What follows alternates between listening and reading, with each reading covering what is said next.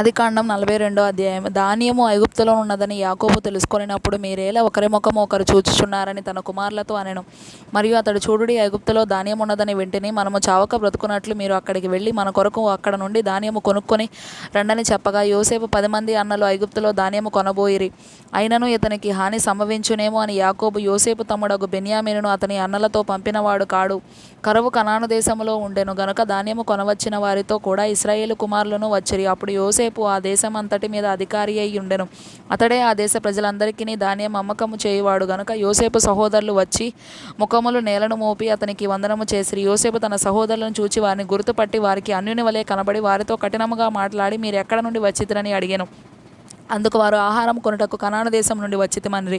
యోసేపు తన సహోదరులను గుర్తుపట్టెను గాని వారు అతని గుర్తుపట్టలేదు. యోసేపు వారిని గూర్చి తాను కనిన కలలు జ్ఞాపకము చేసుకుని, మీరు వేగుల వారు ఈ దేశము గుట్టు తెలుసుకొని వచ్చితిరని వారితో అనగా, వారు, లేదు ప్రభువా, నీ దాసులమైన మేము ఆహారం కొనుటకే వచ్చితిమి. మేమందరము ఒక్క మనుషుని కుమారులము. మేము యథార్థవంతులమే గాని నీ దాసులమైన మేము వేగులవారము కామని అతనితో చెప్పిరి.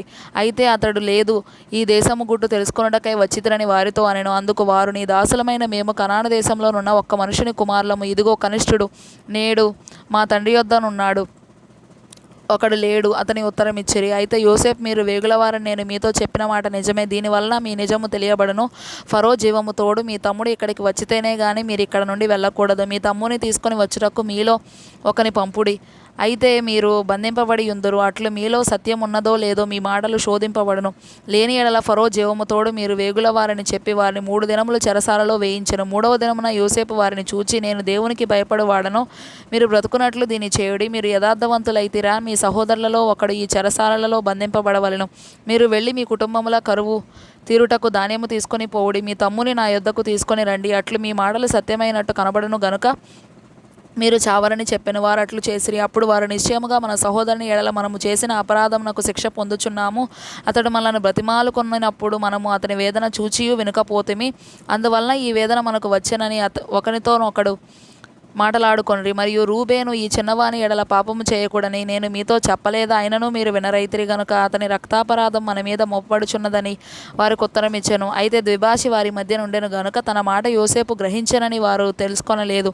అతడు వారి యొద్ద నుండి అవతలకు పోయి ఏడ్చి మరలా వారి యొద్దకు వచ్చి వారితో మాటలాడి వారితో షిమ్యోనును పట్టుకొని వారి కన్నుల ఎదుట అతని బంధించెను. మరియు యోసేపు వారి గోనెలను ధాన్యముతో నింపుటకును, ఎవరి రూకలు వారి గోనెలో తిరిగి ఉంచుటకును, ప్రయాణము కొరకు భోజన పదార్థములు వారికి ఇచ్చుటకును ఆజ్ఞ ఇచ్చెను. అతడు వారి ఎడలను ఇట్లు జరిగించెను. వారు తాము కొనిన ధాన్యమును తమ గాడిదల మీద ఎక్కించుకొని అక్కడ నుండి వెళ్ళిపోయిరి.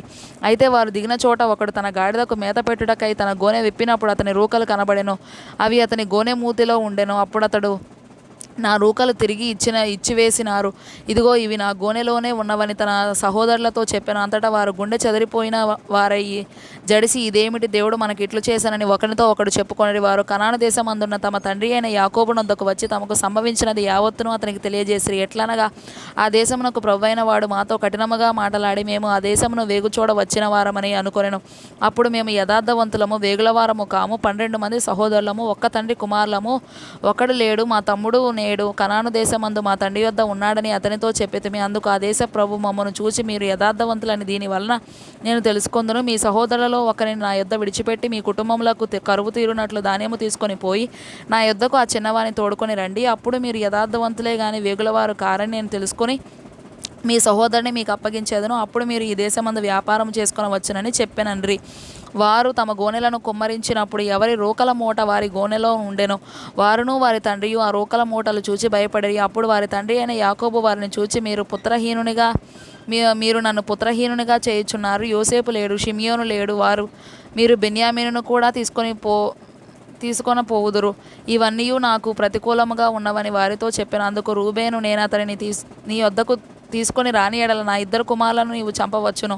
అతని నా చేతికి అప్పగించుము. అతని మరలా నీ యొద్దకు తీసుకొని వచ్చి అప్పగించదనని తన తండ్రితో చెప్పాను. అయితే అతడు, నా కుమారుని మీతో వెళ్ళనీయను. ఇతని అన్న చనిపోయెను, ఇతడు మాత్రమే మిగిలి ఉన్నాడు. మీరు పోవు మార్గంలో ఇతనికి హాని సంభవించిన నరసిన వెంట్రుకలు గల నన్ను మృతులలోకంలోనికి దుఃఖముతో దిగిపోవునట్లు చేయుదురని చెప్పాను.